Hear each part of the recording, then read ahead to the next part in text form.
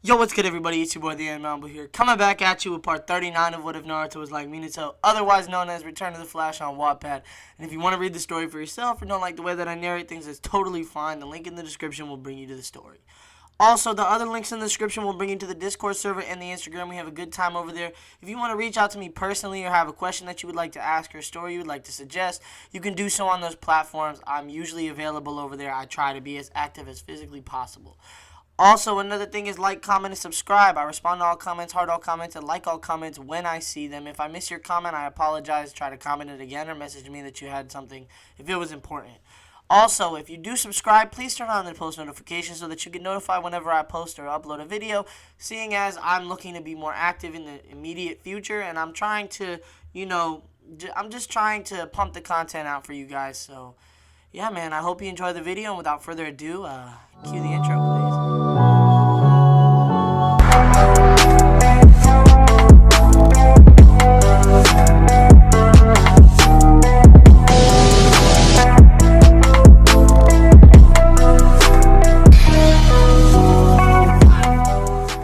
So without dilly-dallying or delaying, let's get right on into the video, okay? It could be, Baki said, slowly, as to emphasize his point. But we don't have any evidence to substantiate that speculation. I have to stress on this, council member, do not hold on to that speculation. For all we know, that boy could have stumbled upon it by accident. As I said, there was nothing that pointed towards Uzumaki having the QB inside him. Not even a wisp of demonic chakra, as is the trademark feeling everyone gets near the Jinchuriki. Baki was very uncomfortable with this topic, so he decided to move on. Moving on, a relatively recent report suggests that he is the apprentice to Jiraiya the Sannin. They were both spotted traveling together through a town. Yoshin once again raised a valid argument. It could be that they were simply on a mission together. Nothing you've said points towards the claim of him being an apprentice. Baki conceded to the point with a nod. Indeed, it could be that as well. But keep in mind that in the past, no reports have ever stated that Jiraiya-sama needed someone with him on a mission, given how powerful he is. Why would he allow someone to travel with him unless they were being trained or taught by him? Also, he was highly proficient in Fuinjutsu, just like Jiraiya-sama is. Yoshino nodded thoughtfully and sat back. Baki continued with his previous statement. As I was saying, he seemed to be the apprentice to Jiraiya-sama. And speaking of apprentice, I believe that you are all aware of who the last apprentice of that man was. Thankfully, everyone nodded. Baki rested his arms on the table. This was the crux of his argument. To those who were not present at the Chunin exam, which was everybody excluding myself, Uzumaki Naruto has been revealed to the world as Namikaze Minato's only child. He dropped the bomb on them, waiting to see their reactions, and they were just like he expected them to be. Most of the members' jaws dropped in disbelief, some even choking on air. A few sensible members such as Yoshino were able to take deep breaths, trying to force rational thoughts as to how this was possible. Renji was the only one who was shaking his head, whispering under his breath, this can't be. A member asked after regaining their wits, do you have any evidence to substantiate your claim? The question was asked slowly, for the members still had difficulties believing the latest revelation. Baki wordlessly picked up his file again and flipped the photo of Naruto. He then put up the file on the table in such a way that everyone would be able to see. It only took a moment for everyone to connect the dots. Yoshino shook his head slightly in awe. Looks like you were right, Baki. He really does look like his father. Baki added with a smirk. Not only that, but he can use the Hyaishin no Jutsu just like his father. But what does this have to do with us regaining our alliance? Baki grinned as he put his proposal forward. It should be obvious by now. We offer Tamari in marriage as a gesture of good faith on our part. Renji frowned. Why Tamari? She's the daughter of our late Kage and is quite skilled. Couldn't we offer someone less significant? Baki looked at Renji, fully intent on shutting him up. Believe me, council member, when I say this. If we're going to offer a marriage proposal to someone as important as Namikaze Naruto, we have to ensure that the person from our side is of equal status as him. Naruto and Tamari both are children of a Kage. Any child that would result from their marriage will become a formidable shinobi when they grow up. We can insert a clause stating that their eldest child must become the liaison for both our village for both of our villages after the tuning exams. After becoming a tuning. Excuse me. I'm sorry. I'm messing up the reading right now. Baki could have said that their eldest child should be married back into Suna, but they were in no position to make any demands from Konoha. It was best to stay on the safe side and make him/her a liaison after becoming a Chunin, or a dual citizen. Also, the news of the Namikaze having an heir would have probably reached Iwa by now. Given how much the son is like the father, and how Iwa feared him, their safety could be guaranteed. Or, Iwa would probably try to assassinate Naruto before he became too powerful for their liking. But that was a risk they had to take. Regain the alliance or face Iwa alone. The council pondered over Baki's proposal. It was more than enough to gain back their alliance. Perhaps Konoha was benefiting too much from this, but they had no choice other than to offer Konoha as much as they can. Like Baki, they came to the conclusion that they really weren't in a position to demand anything from Konoha, but they would have a powerful ally once again, with powerful shinobi in their command. Soon, everyone came to an agreement, and the decision was official. The offer was sent, proposing a marriage contract to the Konoha Council. All they had to do now was wait. "What did you say?" The yell echoed throughout the building, the rage in it clear for all those who heard it. Tamari gave her hottest glare yet to Baki, who was standing in front of her and her siblings. Doing his best not to show any nervousness or fear, unsurprisingly, Kankuro found himself hiding from his sister's wrath, behind the back of his younger brother. The former was quite old. Kankuro had hid from his sister a number of times in the past, for he was quite scared of her. Whenever she got angry, he was her usual outlet for that anger, for neither of them dared to get close to Gata. Which was the only spot to hide. Only the spot to hide had changed. Oh, my bad, I'm sorry. Ever since they returned home, Kankuro had seen an incredible change in Gaara. Gata had stopped threatening everyone who came in sight and wasn't radiating bloodlust constantly. Perhaps the best thing was that he hadn't killed anyone upon his return from Konoha. However, the one part that didn't change was that Gata never got afraid of Tamari when she was enraged. Kankuro knew Gata had no grasp of how to interpret certain feelings, but time healed all wounds. Anyway, the point was that his sister was enraged beyond all belief, and he was using Gata as a human shield. Tamari was not in the best of moods as she stood in front of her sensei, carefully reining in her anger. She managed to keep her voice steady as she spoke. "Why are you doing this to me?" Baki kept his face carefully neutral, trying not to show the pity he felt for his soon-to-be former student. Pity was the last thing Tamari needed right now. This reaction was not unexpected. In fact, I was more worried about how Gata would react. It's nothing short of a miracle he hasn't used sand burial on me. He took a deep breath and began his explanation. "This is a direct order from the council itself, Tamari. We need this to cement our alliance with the Leaf once more." Tamari gritted her teeth, unwilling to just lose like this. "So you'll just offer me up like a lamb to be sacrificed? Wasn't there any other way?" Baki shook his head sadly. "I'm sorry, Tamari, but there was no other way. Do you think this order would have gotten passed if there was?" Tamari just wanted to scream her throat hoarse. So much injustice was being done to her. She couldn't do anything about it. What was worse, they all seemed to think she was the only one who could perform this duty. And they were right. Kankuro was too much of an idiot to do this, and the village would sooner sacrifice their shinobi than give up their Jinchuriki. Never minding the fact that Gata was a former bloodlusting psychopath, so there was a dense air of mistrust around him. She painfully reminded herself that a shinobi's duty is to endure and sacrifice for their village, no matter what the circumstances. "I don't like this, but I know that I have to do my duty, Sensei." Baki smiled sadly and nodded. "That you do. Has my future husband been decided?" Baki considered whether or not to tell her. However, before he could say anything, Gata spoke up. "I want to know as well, Baki." Okay, now there was no way to back out of this. Even though Gata was restraining himself greatly from killing anyone in his sight, Baki was not going to take a risk. Gata's newfound protectiveness for his siblings was apparent, and it was nothing short of a miracle that he hadn't killed Baki for giving his sister away to Konoha just like that. Clearing his throat, he simply answered the question. Yes. He sweat a little when he saw 3 sets of eyes looking at him expectantly. One was pure curiosity, the other was curiosity mixed with suspicion, and the last one was impatience and rage, combined with acceptance. You can guess who they are. Tamari tapped her foot in irritation. "Well, out with it! Who is it?" Baki took a deep breath. "Here goes nothing.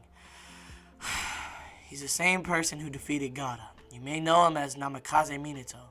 Tamari blinked, and blinked again, and blinked again. Her thoughts drifted back to her hot makeout session with the blonde in the alley. She didn't realize it, but her face was slowly turning red enough to give Gata's hair a run for its money. Baki frowned in concern. "Tamari? I see. I have a lot to think about, Sensei. I'll see you later. Completely unlike her, Tamari turned and hastily walked away, leaving a confused audience behind her. Baki had a puzzled expression. Tamari never acted like this before. But then again, this situation is a first for her, so this might have prompted a new response as well. He turned to the other two. You two are dismissed as well. You best leave her alone for a while. This is a very big and sudden decision she's been forced to agree to. And it's best if she gathers her thoughts for a while. With that, Baki left. Gaara turned to Kankuro, a very rare, confused expression on his face. Kankuro, do you know why Nei-san left? Kankuro shrugged in confusion. Even I don't know, Gaara. You never know what's going on in women's heads sometimes. Alright, so I actually want to check how long this recording half has been. Obviously the video's not ending here, but I want to know like how long it is. So we are at 9 minutes for this half of the video. Okay, so yeah, so I think this is going to be a good stopping point since it's actually a halfway mark in the chapter. It kind of ends one of the scenes and goes to the other one. So at this point, we're going to cut. I'm going to take a little break. You guys should take care of yourselves. I haven't mentioned this. I don't know if I have or haven't. But drink water. Hydrate yourself. It's good. If you don't drink water and you're dehydrated, you can have issues and complications physically. It could lead to headaches and other issues. So hydrate yourself, take care of your bodies, and I will catch you after the break.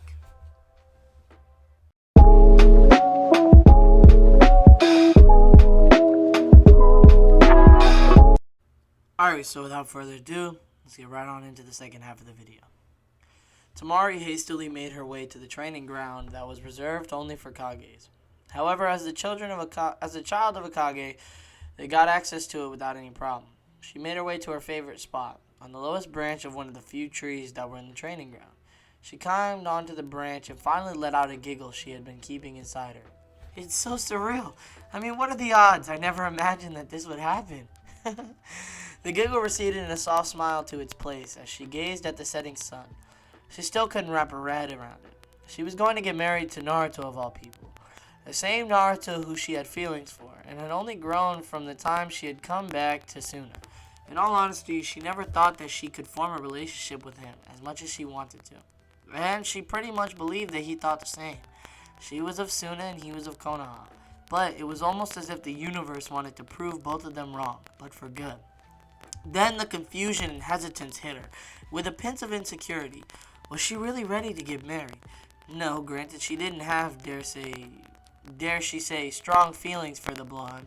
No, granted she did have strong feelings for the blonde, but were they strong enough that she could live happily with him as a permanent partner? She didn't know that. Was she ready to make this sort of commitment so early in her life? Her feelings for Naruto and her duty as a kunoichi of her village were making her thoughts nothing less than a mess. Would Naruto be happy that he would have to spend his whole life bonded to her as her husband? What if he wasn't happy? Oh Lord, I just had a burp.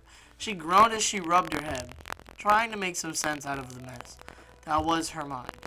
In an attempt to block out the incoming headache, she diverted the train of thought to the political implications of the marriage. She was the daughter of the Yondaime Kazekage, and Naruto was the only son of the Yondaime Hokage, arguably the most dangerous man the Leaf had ever produced. And it was clear as drinking water that Naruto was well on his way to claim that title for himself. The marriage between two children of two Kages was sure an efficient way to cement an alliance between two villages. Not only that, but her interest in Naruto had led her to attempt to study his background when she was in Suno. Shocked was an understatement, to say the least. She had known that Naruto went by the surname of Uzumaki, so she researched that first. Interestingly, that was the name of the clan that was cousins with the legendary Senju clan and allies of Konoha. The Uzumaki clan lived in Uzushio Gakure no Sato, the land hidden in the whirlpools, but it was wiped out in the last war, with the combined efforts of Kumo and Iwa.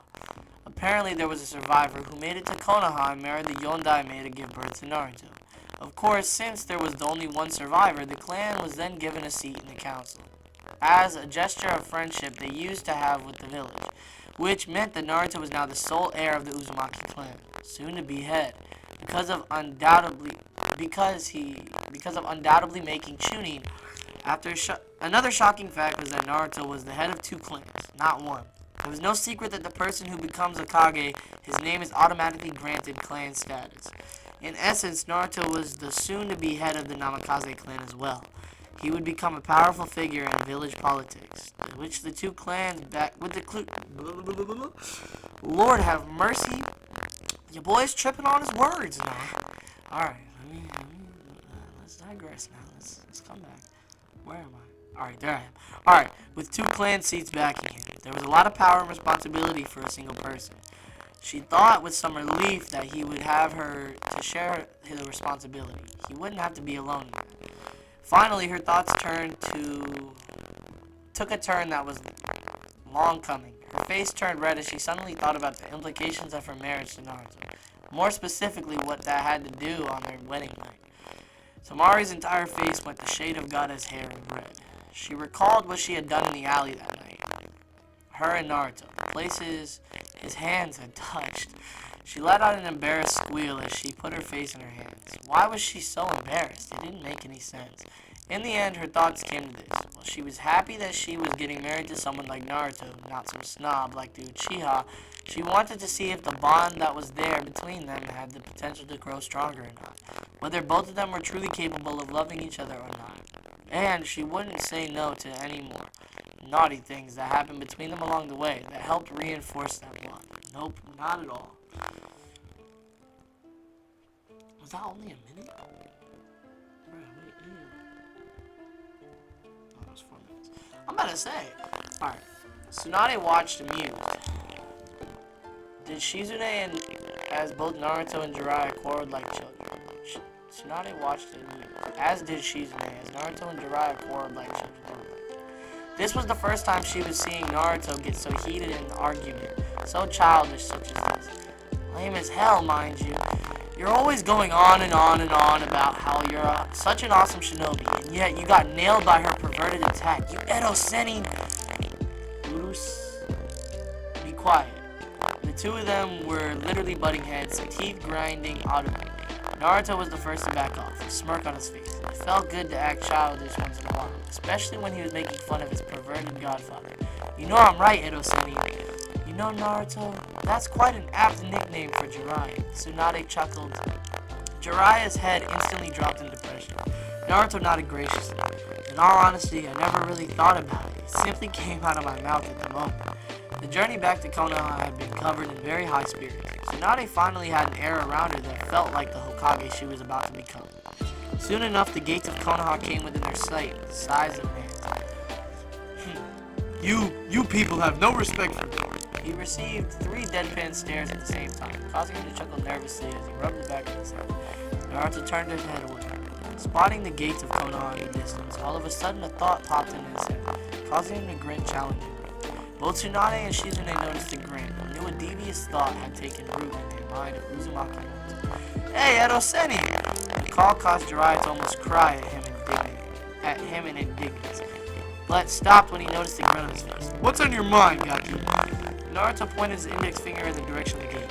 You could see them, right? 3 of them had to squint a little, but nodded after a moment. We reached. What about it? Naruto's smirk could have put almost every Anbu in Konoha on. Care for a race? Just you and me. Jiraiya laughed haughtily and said, Brat, you're 100 years too young to even challenge the likes of me. But then he added with a cocky smile, but I wouldn't mind showing you just how inferior you are. Excuse me. An irritated voice cut into their challenge, and both turned to face an annoyed Tsunade, her right hand cocked on her hip and foot tapping the ground in irritation.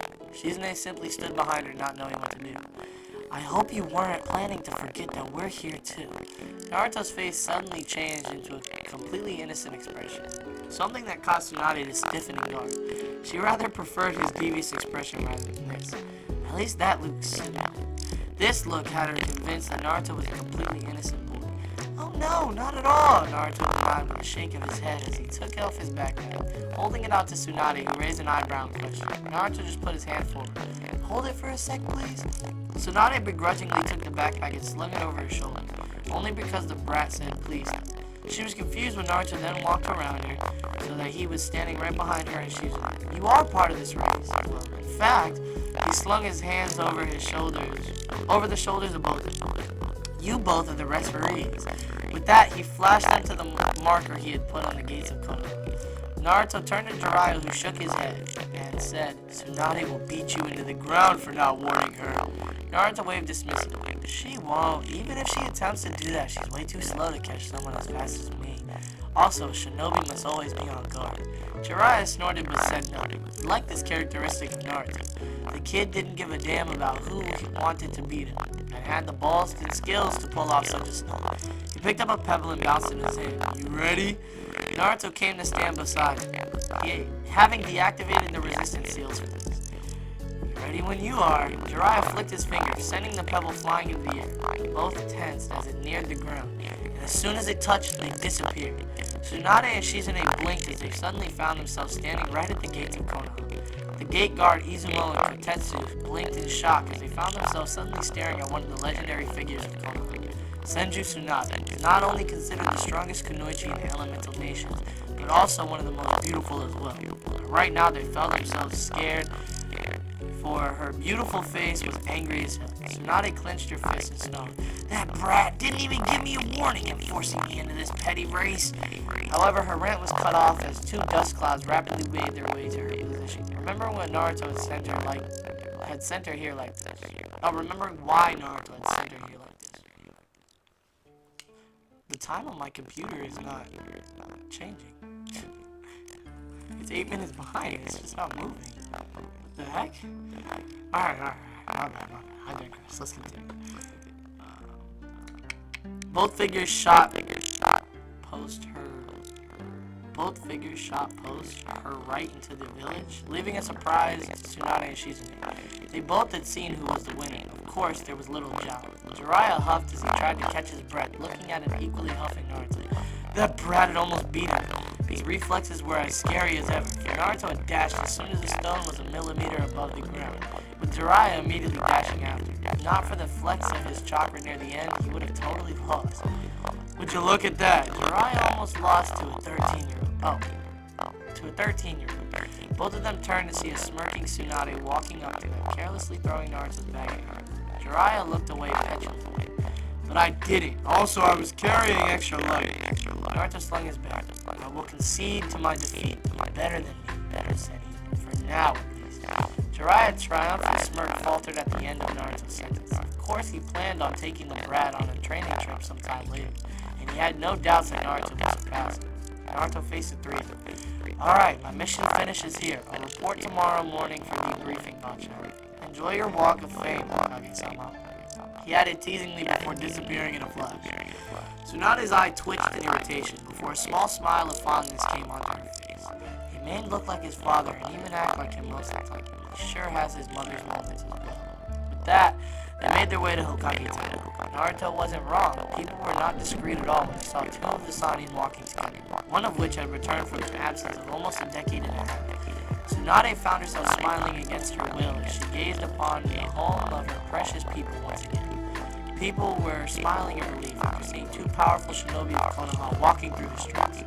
They were still a bit shaky among the civilians, but Tsunade's appearance might cause them to settle back down. As they reached towards the Hokage Tower in a few moments, the Hokage's office, Tsunade found herself having an epiphany. It hit her that she really had missed her senses. Jiraiya saw this and allowed her a few moments to collect herself. Tsunade took a few deep breaths to calm down. When she was ready, she raised a slightly shaking hand and knocked on the door 3 times. Enter! The same raspy old voice that she had heard since her Genin days, full of wisdom, gave the command. Tsunade opened the door and was greeted with what she should have expected, but still filled her with a strange amount of relief and nostalgia. And that is where I'm going to end this video. Second half of the video, the whole video. This is where I'm going to end it. I apologize for some of my verbal mistakes. I have a hard time reading. Sometimes I trip over words. It happens to the best of us. So I apologize for that. I hope you guys enjoyed the video all in all. See, look, I even called it a video. I can't speak. I hope you guys enjoyed the video, though. Look out for more videos in the near future. When I finish the Obito series, The Work of Fate, I'm probably going to start an entirely new series. I hope you guys are on the lookout for that. And, yeah, without further ado, this is your boy, the Anime Omelet. I am out. Deuces.